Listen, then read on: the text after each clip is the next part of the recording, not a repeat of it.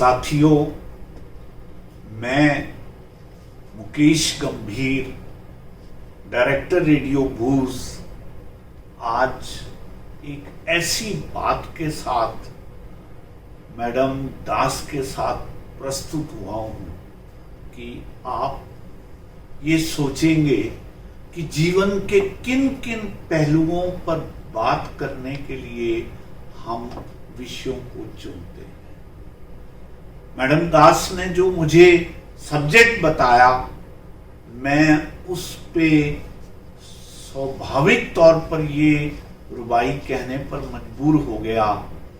रुबाई है कि दर्द ने समझा जो दी अब जिंदगी, दर्द ने समझा जो दी अब जिंदगी, और जी भर के होती है बंदगी, आंखों पे छाई धुंध भी अब साफ है, कई रंग दिखला जो गई अब जिंदगी, कई रंग दिखला गई अब जिंदगी। देखिए अनुपमा जी, मेरा ये मानना है, at times do every one of us try to avoid pain in our life, but pain has its own remedy. Pain also enlighten us. Pain give us so much in life that we start understanding various aspects of life. इसलिए मैं आपसे ये भी share कर रहा था कि वात्सायन अज्ञे जैसे जो हिंदी के प्रगाढ़ पंडित हुए हैं, उन्होंने ये बात की है कि दुख जीवन को मांझता है, दुख जीवन को मांझता है, और जिनको मांझता है उनको ये सीख भी देता है कि वो दूसरे को स्वतंत्र रखे और उसी के परिप्रेक्ष्य में उसको ग्रो करने दे। तो मैं इन शब्दों के साथ आपका स्वागत करते हुए, मेरे ऑडियंस आपसे अच्छे से परिचित हैं, और मैं चाहूंगा आज जिस टॉपिक पे आप बात करने जा रहे हैं उसको आप स्पेल आउट करें, क्या वो टॉपिक है, ताकि उसके ऊपर हम आगे बात कर सकें। सबसे पहले thank you so much, we have a lot of love from our audience and Yes. we thank God for that. Yeah. And आज मैं पेन, पर्पस और पावर बताना चाहती हूँ। Pain, purpose and power. मान लीजिए कि 3 P's ऑफ लाइफ। ओके।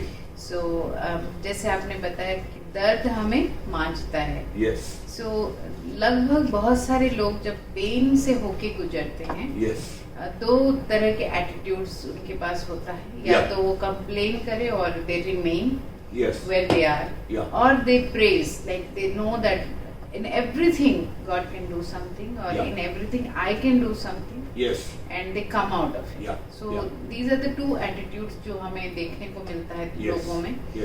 मैंने एक परिवार में अगर अल्कोहलिक फादर है, मैं 2 बच्चों को डिफरेंटली रिएक्ट करते हुए मैंने देखा है। एक डिप्रेशन में चला जाता है या फिर एक सक्सेसफुल हो जाता है।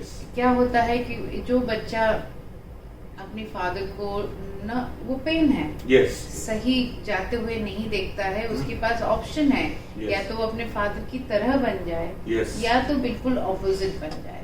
तो ये टोटली हमारे निर्णय के ऊपर है।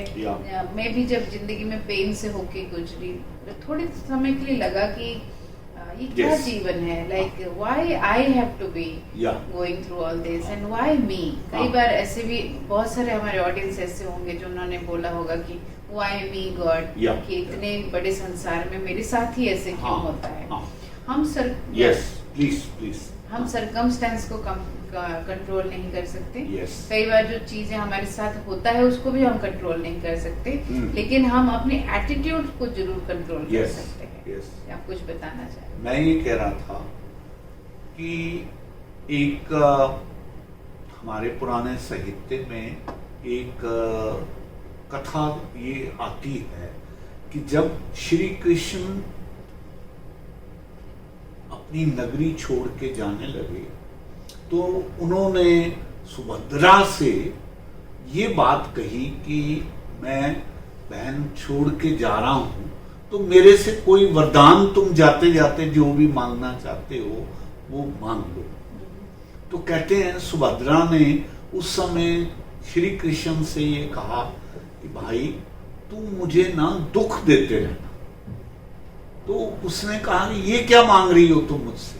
उसने कहा इसलिए मांग रही हूं कि जब जब तुम दुख देते हो तब तब तुम्हारी याद आती, और मैं तुम्हारी याद से वंचित नहीं रहना चाहती। कहने का भाव ये है कि दुख जो है वो हमें प्रभु के नजदीक लाता है, और हम लोग अपने जीवन में दुख के माध्यम से जो अपना पर्जिंग करते हैं, जो हम उभरते हैं और आगे बढ़ते हैं, तो ये जीवन में वरदान भी साबित है। एक जो आपने अभी वर्ड यूज किया पर्जिंग, हाँ, so purging is such a beautiful word, क्योंकि जब सोना को प्योर होना होता है, वो उसमें बहुत सारा खाद होता है, हाँ, इम्प्योरिटी होती है, and it has to go through the fire, otherwise वो खाद कभी नहीं निकलेगा,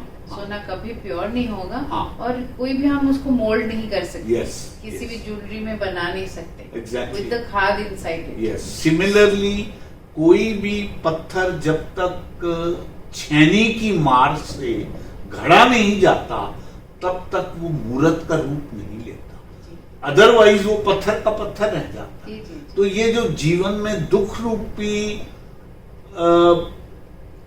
उसका चोटें हैं, वो जीवन को उसी तरीके से घड़ते हैं जैसे किसी पत्थर को घड़कर मूर्ति, सुंदर मूर्ति बनाई जाती है।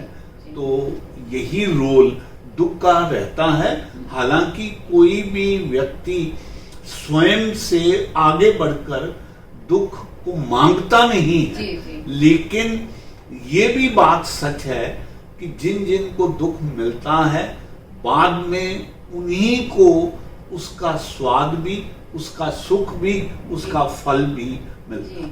जी, मुझे बायोग्राफी स्टडीज करने का बहुत शौक था बचपन से। तो जितने भी बड़े लोगों का मैंने स्टोरी सुना, they all had to go through something. They all had to pay a price. And बहुत कठिनाई से होके वो गुजर के कहीं पे पहुंचे हैं, एकदम से नहीं पहुंचे, जो भी जिन्होंने भी विन किया है। तो जब हमारे पास एक संघर्ष आता है, तो हमारे ऑडियंस को मैं ये चैलेंज करना चाहूंगी कि जब आपके जीवन में पेन आया था या आया है, या आप कभी अगर फेस करते हैं, आप अपने एटीट्यूड को कैसे रखेंगे? क्योंकि मैंने लगभग 70-80% लोगों को देखा है कि उनके एटीट्यूड बदल जाता है।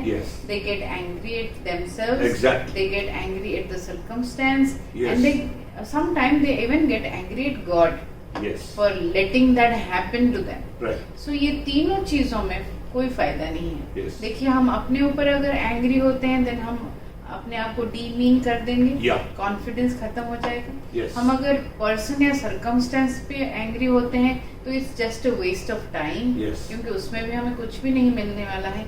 मैं हमेशा अपने स्टूडेंट्स को बताती हूँ, परमात्मा पे एंग्री होके कुछ नहीं मिलेगा, क्योंकि अगर कोई बदल सकता है तो वो उसके हाथ में है। Only he has the ability to change things. हम उसी से झगड़ा अगर करेंगे तो कोई फायदा नहीं। So the only option we are left with is we adjust our attitude. हम अपने एटीट्यूड को ठीक करें। उस पेन में एक पर्पस है, उसको समझें। एंड जब हम समझ जाएंगे पर्पस, तभी जाके पावर आएगा, जो हमारा थर्ड पी है। Pain, then the purpose, then the power. So pain में जैसे आपने अपनी रुबाई में बताया कि जब आप अपनी धुन जब खत्म हो जाए, जब आप गेन हो जाए स्ट्रेंथ में, तो आप दूसरों की मदद करें। अपनी रुबाई में आपने बताया। सो कई बार ऐसा होता है, जिस चीज से हम गुजर के जाते हैं वही हमारा पर्पस बन जाता है। कि कोई अगर उस परिस्थिति से गुजर रहा है, हम अच्छे से समझ पाते हैं। जैसे I lost my father when I was young. So if anybody comes to me with a death of father or a loved one, I understand. मैं उनको ये नहीं बोलूंगी हाँ ऐसे ठीक है होता है ऐसे मैं कभी नहीं बोलूंगी. I would definitely say okay I understand your pain. Suppose somebody had some domestic violence or somebody went through some loss of loved one और लोगों के ब्रेकअप्स हो जाते हैं, बिजनेस में लॉस हो जाता है.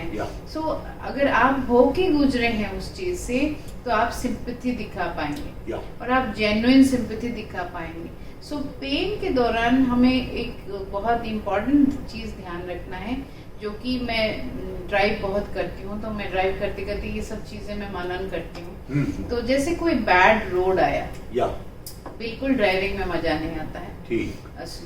गाड़ी स्लो हो जाती है और बहुत बार गियर चेंज करना पड़ता है और आपको जो नीचे के धक्के हैं वो आप पूरे शरीर में महसूस करते हैं. So it's like an irritating phase अगर बैड रोड मिल जाए.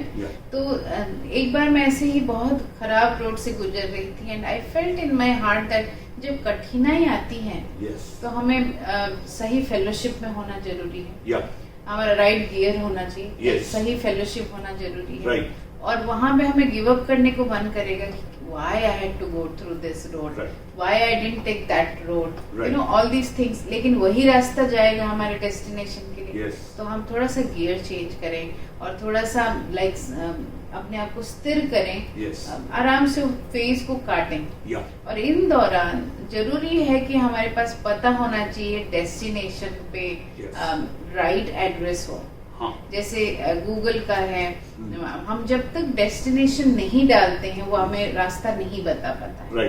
वैसे ही जब तक हमें पता ना हो हम कहाँ जा रहे हैं, तो अगर हमें पता ना हो हम कहाँ जा रहे हैं, पेन से होके जब गुजरेंगे हम डिस्ट्रैक्ट हो जाएंगे. तो हमारा पर्पस जानना बहुत जरूरी है लाइफ में. सो उस पेन भी एक एडिशनल एडवांटेज है आपकी पर्पस के लिए. तो वो जो आप डेस्टिनेशन तक पहुंच रहे हैं वो रास्ते में वो जरूरी था, तभी हो सकता है ऊपर वाले ने अलाउ किया, नहीं तो उसकी ताकत में था वो रोक सकता था. सो इसीलिए ऊपर वाले पे गुस्सा होके कोई फायदा नहीं, क्योंकि वो चाहे तो ऐसे बदल सकता है और वो सही समय पे बदलता भी है. लेकिन वो अगर अलाउ कर रहा है, वो रास्ता खराब है, तो हम उसको धीरज के साथ अगर वो फेज को पार कर जाएं, वो पेन का जो फेज है, मैं बताना चाहती हूँ हमारे ऑडियंस को कि पेन का फेज आपका पार हो जाएगा. यह हमेशा के लिए नहीं है, ये एक छोटा सा पैच है लाइफ का. आगे अच्छा ही है. There is a saying that every cloud has a silver lining. Every tunnel has an end. So ये जो डिफिकल्टी है आपकी लाइफ में जो हो चुकी है या हो रही है वो खत्म हो जाएगी. ये बहुत दिन के लिए नहीं है. So I just request all of us that we should find our purpose. And जिस वक्त आप पर्पस ढूंढ लेंगे then you will see yourself powerful. इस पावर को इनहेंस करने के लिए 3 things I would say before we close. You have to believe yourself. क्योंकि हम जब दुख से गुजरते हैं हम अपनी आप में एक आइडेंटिटी क्राइसिस देखते हैं. कि मैं कौन हूँ, ये सब कुछ क्यों हुआ मेरे साथ. One is shattered. So हम बहुत कंफ्यूज हो जाते हैं. अरे मैंने तो सही रास्ता चुना था. अरे I तो thought everything will be nice. So ये सब कुछ क्यों. So वो उस समय पे आपको पता होना चाहिए कि आप अपना फोकस रखें. आपको पता होना चाहिए कि आप सही हो. आप अपना फोकस को बरकरार रखें. और third thing I would say is say it out loud that I can do it. I have it in me. मैं ये कर सकती हूँ, मैं ये कर सकता हूँ. और आपको अंदर हमेशा पता होता है क्या सही है. हर इंसान को पूरे 7 बिलियन पॉपुलेशन को पता है अंदर से कि सही क्या है. बस वो थोड़ा सा धीरज लेके अगर सुनने लग जाए हम कि अंदर की आवाज क्या है, तो हम बहुत कुछ कर सकते हैं जीवन में. So this is what I wanted to say about pain. देखिए अनुराधा जी, जो बात आपने कही, मैं अक्सर ये बात पहले भी कोट कर चुका हूँ कि यूनान में एक कहावत है कि जब भी कोई बच्चा पैदा होता है तो परमात्मा उसके कानों में एक बात कहता है, और वो बात ये है कि जैसा तुझे बनाया है, तेरे से पहले और तेरे से बाद ऐसा कोई दूसरा बच्चा नहीं है. हर व्यक्ति अपने आप में बेजोड़ है। जैसे आपने कहा कि अगर हम शैटर नहीं होते, अपने लक्ष्य को मद्देनजर में रखते हैं और आगे बढ़ते हैं, तो वो वैसे ही काम करता है जैसे आज के दिन में गूगल हमारे डेस्टिनेशन के लिए काम करता है। तो मेरा ये मानना है, मैं आपसे 100% सहमत होते हुए एक बात कहा करता हूं कि तेरी एक चोट से सारी राहें खुल गई मेरी, गमों की बौछार क्या हुई, रूह तक धुल गई मेरी।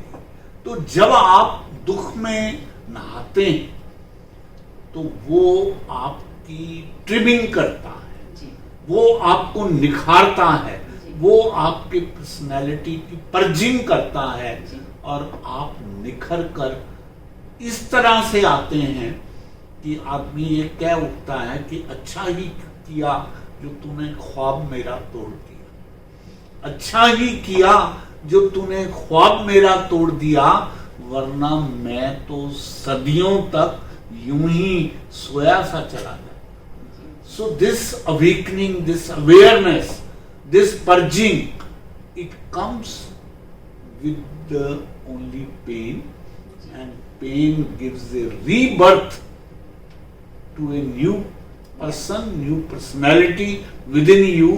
So जिन को भी जीवन में दुख मिलता है, वो परमात्मा का प्रसाद समझ के उसको स्वीकार करें और देखें कि उसके बाद, टनल के बाद उनको जो रोशनी नजर आएगी, जो उनको नया एक रूप मिलेगा, वो अपने आप में एक अनूठा और बेजोड़ होगा। If you complain during the pain, you remain in the same situation. So I would suggest praise. कुछ तो अच्छा होगा लाइफ में। हो सकता है 10 चीजें गलत हो सकता है 5 चीजें अच्छी हो, तो वो 5 चीजों पे फोकस करें। 10 लोग हो सकते हैं हमारे खिलाफ हो, बट हो सकता है 25 लोग हमारे साथ हैं, तो उन पे क्यों ना फोकस किया जाए। तो डिफिकल्ट फेज में ही आपको पता चलेगा आपका सच्चा साथी कौन है। सो बैड सिचुएशन के लिए, बैड थिंग्स के लिए कंप्लेन ना करते हुए अपने पर्पस को समझें एंड बी पावरफुल, क्योंकि यही फेज से जब आप सही तरीके से गुजर जाएंगे, you will be powerful, you will be invincible in life. जिंदगी में किसी चीज से आप फिर रुकेंगे नहीं। So this is what we all wish for you. God bless. Thank you very much for conveying such a meaningful lesson to all our audience, and I am pretty sure that after listening this talk, they will feel enlightened and they will definitely feel more strengthened at the time of crisis. With these words, we are thankful to you for coming today and conveying this beautiful message. Thank you for the opportunity. Thank you.